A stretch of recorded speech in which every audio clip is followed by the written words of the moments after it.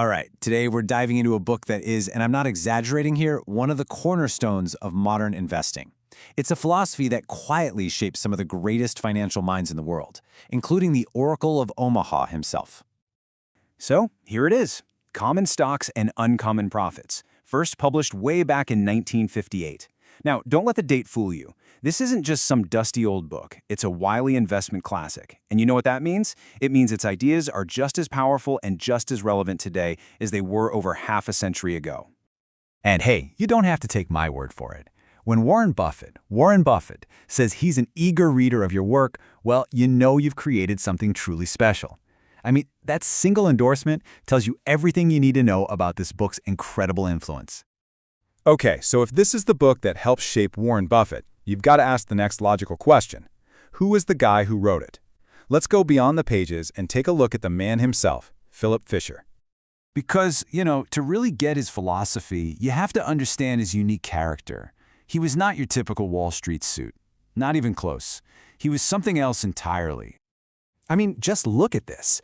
This paints a picture of someone who is just laser-focused. Local shopkeepers called him the Flash because he walked everywhere so fast. He was a solitary guy, kind of socially awkward, but he had this incredible, almost superpower-like ability to see right into the heart of a business.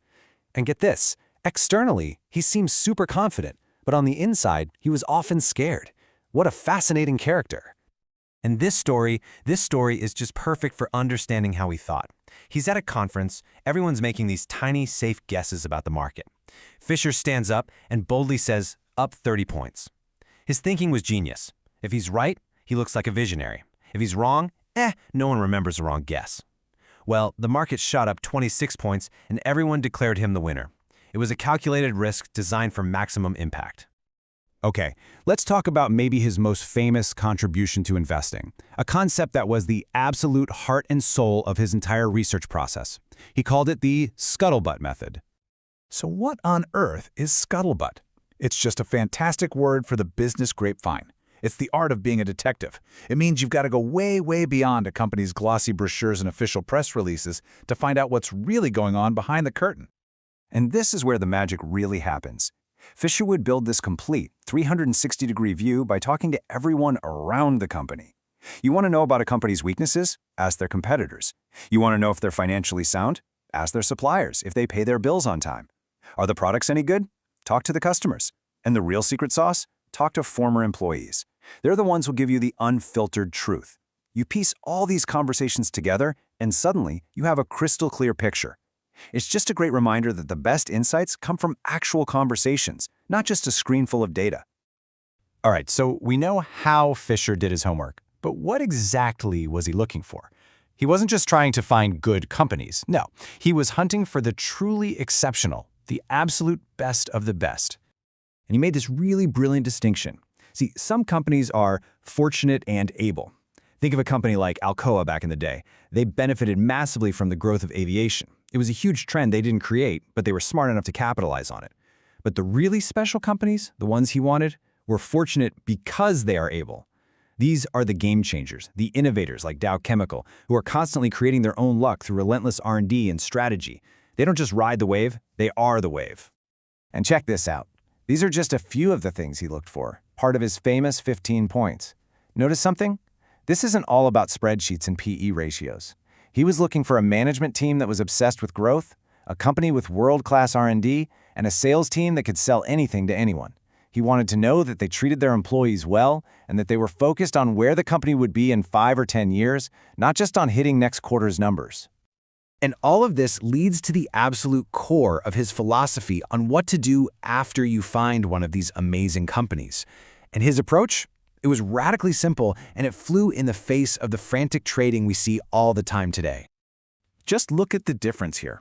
Conventional thinking is always yelling at you to time the market, buy low, sell high, react to every little blip. Fisher said that's a fool's game. For him, the real money wasn't made in the buying and the selling, it was made in the waiting. Find an outstanding company and then have the discipline, the sheer nerve to hold onto it through all the ups and downs. In today's world of constant notifications trying to get you to panic sell, that kind of patience is a legitimate superpower. He had this amazing analogy to really drive the point home. Imagine it's graduation day, and you can buy a small contract on the future lifetime earnings of any one of your classmates. Who would you pick?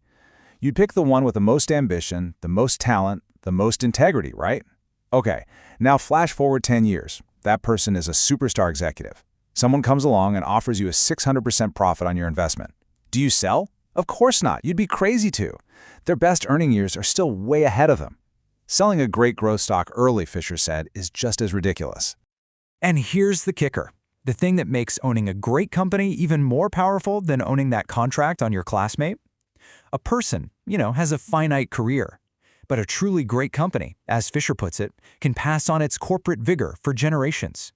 It can keep finding amazing talent and keep growing long after its original founders are gone.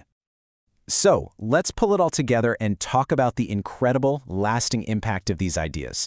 I mean, they didn't just stay in a book on a shelf. They created a ripple effect that changed the entire world of investing. The whole thing kicks off in 1958 when the book comes out and basically makes him an overnight star. Then he goes on to teach his methods to MBA students at Stanford, directly influencing the next generation of business leaders. And fast forward to today, the book is still required reading for pretty much anyone who's serious about investing. And if you need some cold, hard proof of just how powerful this approach can be, how about this number? 3,500%. That's the return early investors in a company called Ampex saw if they just bought it and held on for 6 years. To put that in perspective, that's like turning $10,000 into more than $350,000. That is the power of sit tight. So when you boil it all down, what are the big takeaways from the Philip Fisher philosophy? It's pretty simple, really. First, be a detective. Do your homework. Use that scuttlebutt. Second, bet on great people and visionary leaders. Third, focus on the long-term story, not the short-term noise. And finally, when you find a true winner, have the courage to just do nothing. And that leaves us with one last big question to chew on. In our world of high-speed algorithms, 24/7 news cycles, and just constant deafening noise, maybe Fisher's slow, patient, deeply thoughtful approach isn't old-fashioned at all. Maybe, just maybe, it's the most powerful competitive edge an investor can possibly have.